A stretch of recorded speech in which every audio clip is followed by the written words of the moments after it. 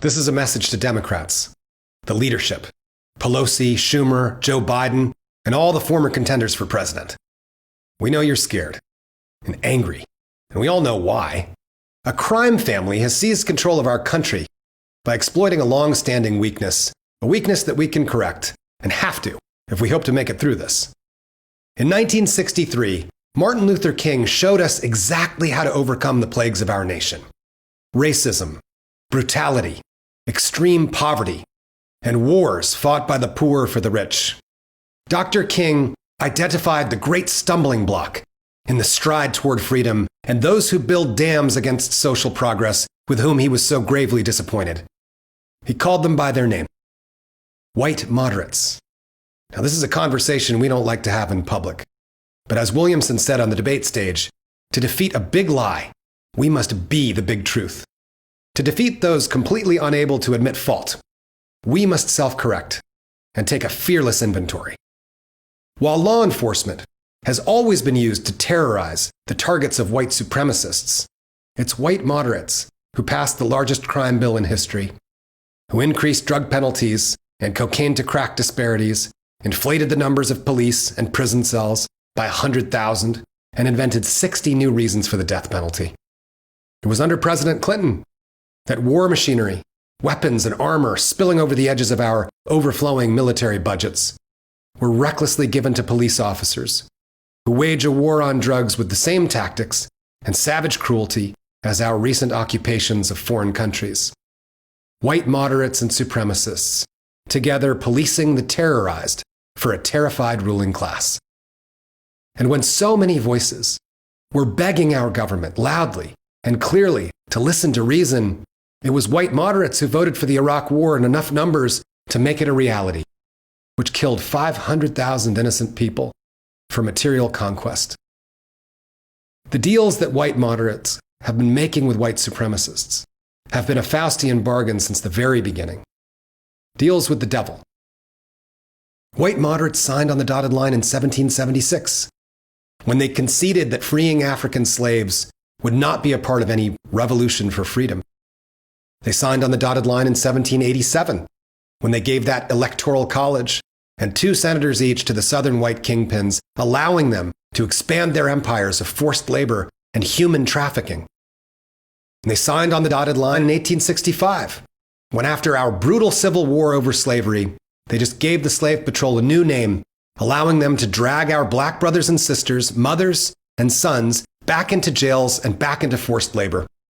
And after 200 years of white moderates consistently finding middle ground with a culture that only values people for their labor, the slave patrol and wage slavers coalesced to give birth to the largest and most grotesque prison industrial complex in the history of humankind.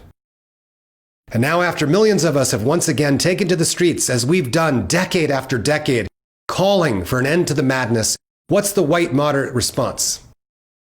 To suggest banning chokeholds. In the words of Malcolm X, if you stick a knife 9 inches into my back and pull it out 3 inches, that's not progress. The white moderate is not a balance between 2 extremes. The only center that so-called moderate leadership has ever represented in America is the common interest of a few hundred billionaires that control the richest nation on earth. That is not democracy. We've not yet reached that promised land, so we must continue to advance toward a more perfect union. The patchwork constitution of 1776 was an evolutionary step, like how a caterpillar is more sophisticated than a worm.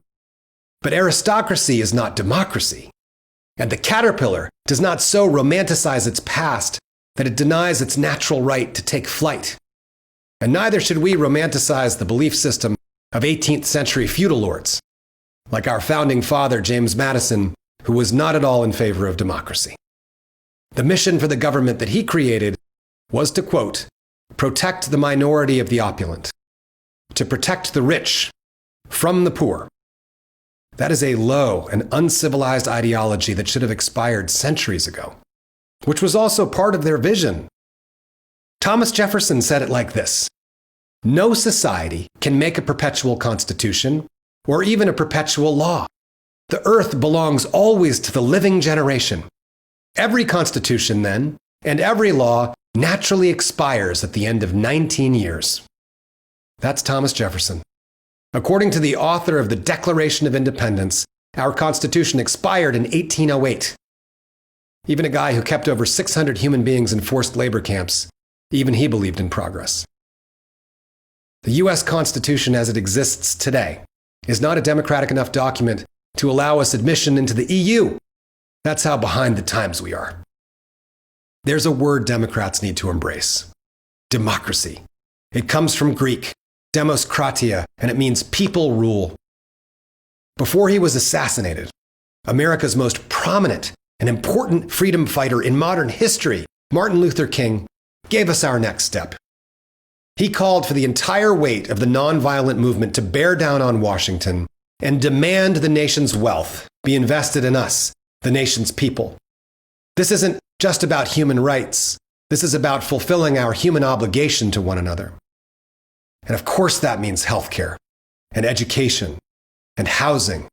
And Dr. King called for a guaranteed income, or as our founding father Thomas Paine called it, a citizen's dividend, which President Nixon also proposed in 1969 and our House of Representatives passed twice in 1971 before it died in the Senate, where the average net worth of each member is in the millions.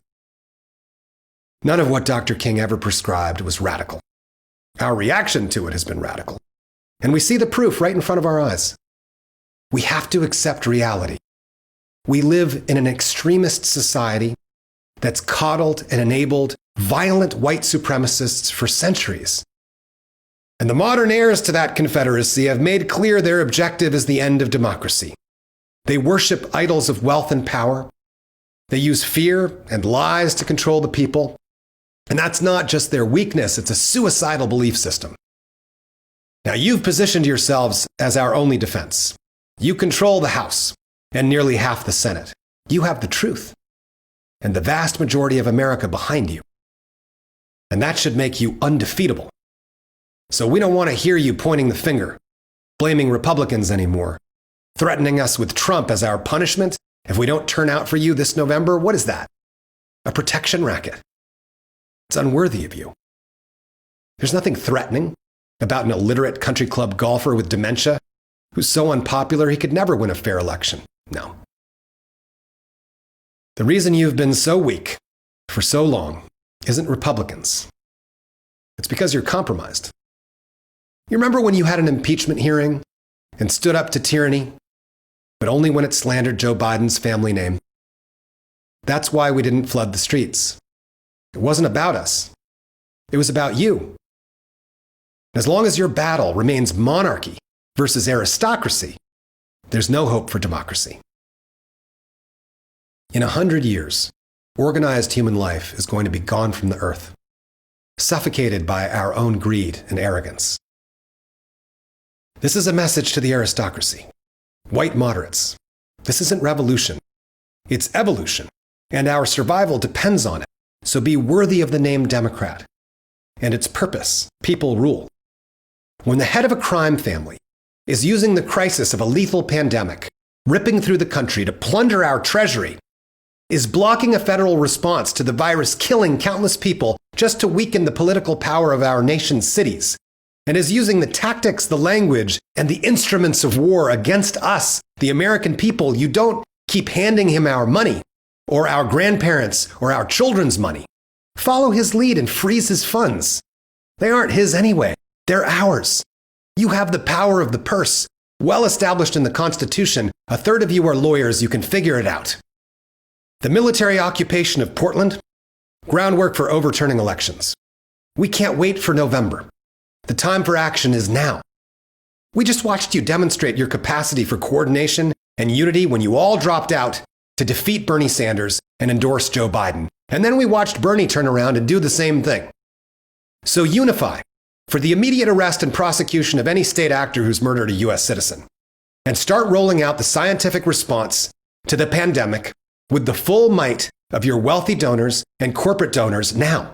Because that's what money is for. And you don't need permission from white supremacists to do it. Call for national strikes, sit-ins, shutdowns, do whatever is required to reopen all our polling stations, to protect the security of our post office, our mail-in ballots, and the integrity of our voter rolls. The people aren't calling to defund police violence just so we have a few billion in scraps for social services. This is about abolishing a centuries-old culture of evil that doesn't care about human beings. This is about righting our wrongs, which have been allowing it to go on for generations. One of the clearest moral voices in our Congress recently said, "A loving society is an advanced society." And we want to live in an advanced society.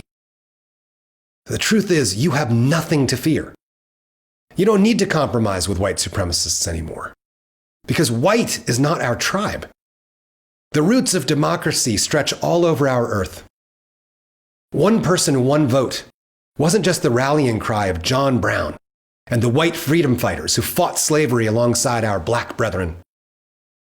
One person, one vote wasn't just the rallying cry of Reverend King, but also Madiba Nelson Mandela and Mahatma Gandhi. And why? Because people rule means human beings are more important than money or power and personal ambition. And this has been the rallying cry of all the movements of the persecuted on every continent, stretching back to the dawn of time. This is the central teaching of Abraham, Buddha, Muhammad, Moses, and our other brown brother from the Middle East called Jesus Christ. The authority of human values over materialism is as natural to all of humankind as the rising of the sun. That is the tribe we belong to and fight for. So you have nothing to fear. Look around. In the face of this deadly plague, moms, dads, children, veterans, with little more than cloth masks have been standing toe-to-toe against combat troops in over 100 American cities, rallying for Black Lives Matter, which means that finally, at long last, the words "we the people" includes black people, and "we" means all the people rule. So no more buildings have to burn, not one more person needs to be gassed, lynched, kidnapped, or killed in the name of false idols, because these are our streets. These are our cities. This is our country, Democrats. You represent us. So all you need to do is one thing. Your job